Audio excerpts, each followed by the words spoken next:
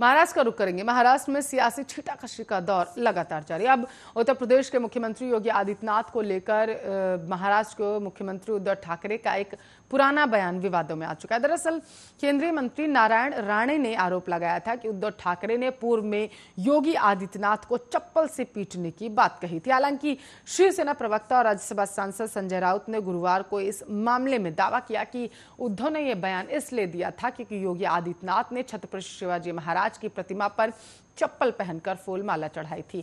बताते चले कि केंद्रीय मंत्री राणे को उद्धव पर दी गई विवादास्पद टिप्पणी के चलते मंगलवार को हिरासत में लिया गया था। बाद में उन्हें जमानत पर रिहा कर दिया गया।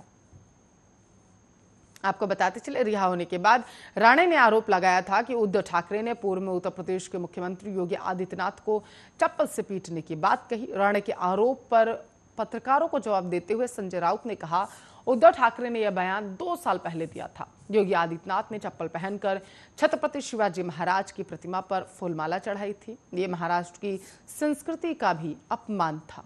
और इसी के साथ साथ उन्होंने कहा, इसलिए उद्धव ने अपने बयान में कहा था कि साथ ही उन्होंने ये भी कहा कि अगर भाजपा को भारत के महान सपूत और योद्धा का अपमान सही लगता है तो ठीक है, क्या भाजपा इतने सालों से सो रही है? क्या उन्हें नहीं पता कि लोगों की इज्जत कैसे की जाती है?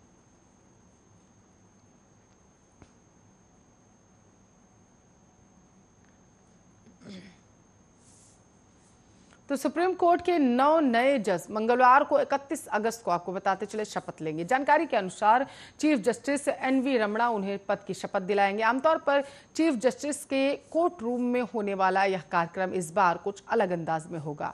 नए जजों का शपथ ग्रहण कार्यक्रम सुप्रीम कोर्ट के नए भवन में बने सभागार में होगा। इस ऑडिटोरियम में लगभग 900 लोगों की बैठने की व्यवस्था है।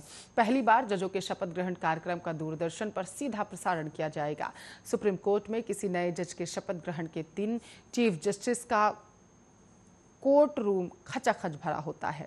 इनमें नए जज के परिवार और शुभचिंतकों के अलावा सुप्रीम कोर्ट के आपको बताते चलें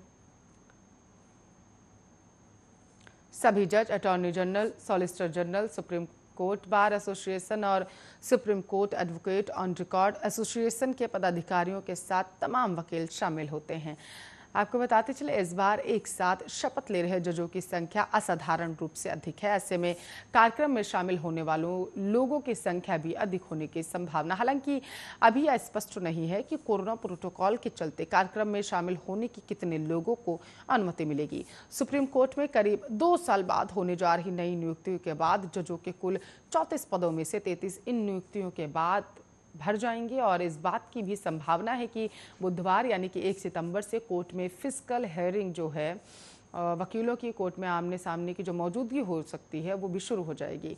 पिछले साल आपको बताते चले 25 मार्च से सुप्रीम कोर्ट सिर्फ वीडियो कॉन्फ्रेंसिंग के माध्यम से सुनवाई कर रहा है। सूत्रों के मुताबिक फिलहाल वीडियो कॉन्फ्रेंसिंग से सुनवाई की व्यवस्था जारी रहेगी, लेकिन जिन मामलों में विस्तार से सुनवाई की जरूरत है उन्हें सप्ताह के 3 दिन फिजिकल हेयरिंग में सुना जा सकेगा।